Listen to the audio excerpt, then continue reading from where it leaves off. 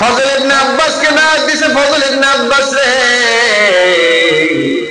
মদিনার সবাইরে ডাক দাও, আমার মনে হয় আমি বেশি দিন আর বাঁচবো না, দুনিয়া থেকে বিদায় হয়ে যাব। মদিনার লোকদেরকে ডাক দিলেন, ফজল ইবনে আব্বাস সবাইরে ডাকলেন। আল্লাহ রাসূল ক্লান্ত শরীর নিয়ে সাহাবীদের সামনে এসে বলে, সাহাবীরা রে, শরীরটা তেমন ভালো যাইতেছে না, মেসেজ যা পাচ্ছি সুবিধাজনক না, মনে হয় অতি শীঘ্রই আমি আমার আল্লাহর কাছে চলে যাব। আবু বকর চোখের পানি ছেড়ে দিলেন, ওমর চোখের পানি ছেড়ে দিলেন, উসমান, আলী, কেউ আসলে বিলের বেদনা কেউ সহ্য করতে পারে নাই, মেসেজ কারো পছন্দ হইল না। আল্লাহ রাসূল বললেন, আমি ছোট্ট একটা কথা বলি, আমি এই জিন্দেগির ভিতরে যদি তোমাদেরকে কষ্ট দিয়া থাকি, মেহেরবানি করে আমাকে তোমরা মাফ করে দেবা, আর যদি কারো প্রতিশোধ নিতে মনে চায়, আমি রাসূলুল্লাহ বলছি এখন তোমরা নির্দ্বিধায় তোমরা প্রতিশোধ নিতে পারো। আবু বকর বলে, ইয়া রাসূলুল্লাহ, আপনি যখন কথা বলতেন আপনার জবান মুবারক থেকে মুক্তার দানাগুলো ঝরে পড়ত, আপনার দিকে যখন তাকাইতাম আমাদের ক্ষুধা নিবারণ হয়ে যেত। ইয়া রাসূলুল্লাহ, আপনি মুস্কি হাসি দিলে আমাদের প্রাণ ঠান্ডা হয়ে যেত। 3 দিন 2 দিন না খেয়ে থাকতাম, আপনার দরবারে এসে যখন আপনার চেহারার দিকে তাকাইতাম আমাদের সমস্ত শরীরের ক্লান্ত গুলো দূর হয়ে যেত।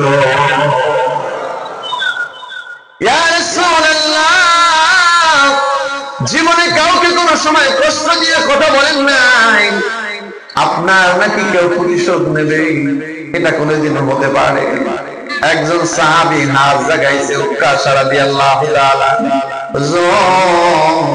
যুদ্ধের ময়দানে আপনি যখন ছুরি ঘুরাইছিলেন, আপনার একটা লাঠির বাড়ি আমার পিঠে লাগছিল, আমি আজকে আমার প্রতিশোধটা আমি নিতে চাই। আবু বকর কান্দা, কি বলো, রাসূলকে তুমি পিটান দিবা, এই শেষ সময় রাসূলের গায়ে আঘাত করবা? না না উকাশা, আমি আবু বকর আমার পিঠটা পেতে দিলাম, তোমার যত মারতে মনে চায় তুমি মারো, কিন্তু হাবিবুল্লাহর গায়ে তুমি আঘাত করিও না। আল্লাহ রাসূল বলেন, আবু বকর, উকাশার গায়ে যে বাড়িটা লেগেছিল সেটা আমার মনে আছে, কিন্তু ওই লাঠিটা আমার মা ফাতেমার ঘরের ভিতরে আছে।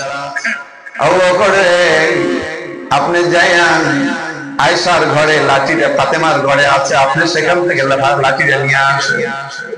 ফাতেমার কাছে যাইয়ান বললে, ফাতেমা রে, রাসূল পাক সাল্লাল্লাহু আলাইহি ওয়াসাল্লাম তিনি ক্লান্ত শ্রান্ত অবস্থায় সবার কাছ থেকে যতটুকু দাবি ছাড়াইতেছিলেন, আল্লাহ রাসূল বলছেন তোমাদের কারো যদি কোনো প্রতিশোধ থাকে প্রতিশোধ নিতে পারো, আমি রাসূল আজকে তোমাদের জন্য মুক্ত করে দিলাম। উকাশা নাকি রাসূলের গায়ে আঘাত করবে, এই লাঠির একটা বাড়ি নাকি রাসূলের গায়ে পড়ছে। ফাতেমা একটা চিৎকার দিছে, আবু বকর, হাসান আর হোসেনকে নিয়ে যান, যত বাড়ি দিতে মনে চান হাসান আর হোসাইনের পিঠের উপরে দিবে, আমার বাবার গায়ে যেন একটাও বাড়ি লাগে না। হাসান আর হোসাইন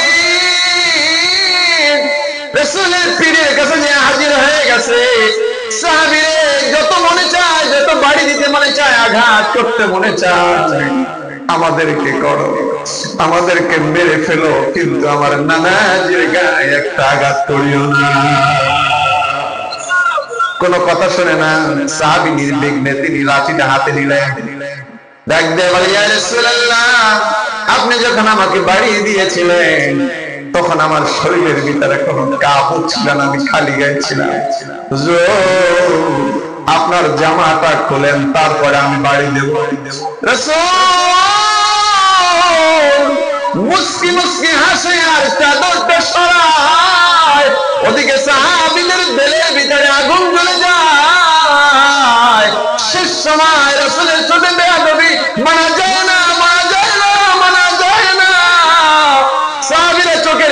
করে দিছে উকাশারে না না রাসূলের গায়ে আঘাত করিও না, যা চাও তাই দিয়ে দেব, কিন্তু হাবিবুল্লাহর গায়ে আঘাত করিও না।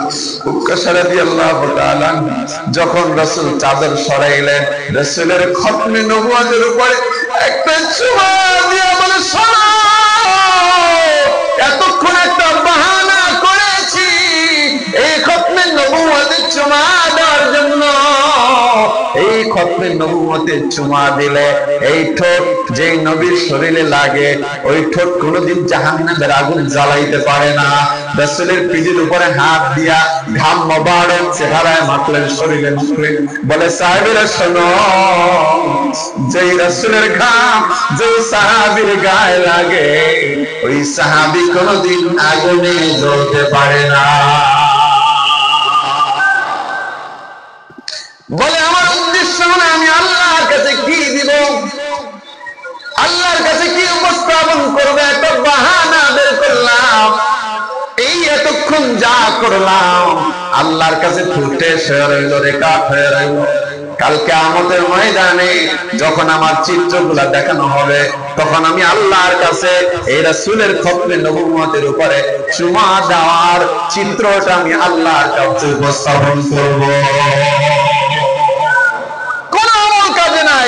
আল্লাহ তো কাল কিয়ামতের ময়দানে হাবিবকে চিত্র দেখাইবেন। আমি বলবো, হাবিব, আমি যে আপনার পিঠের উপরে চুমা দিলাম, আপনার ঘাম মোবারক আমি লাগাইলাম, এর উসিলায় আপনি আমার সুপারিশ করেন। সুবহানাল্লাহ বলেন না?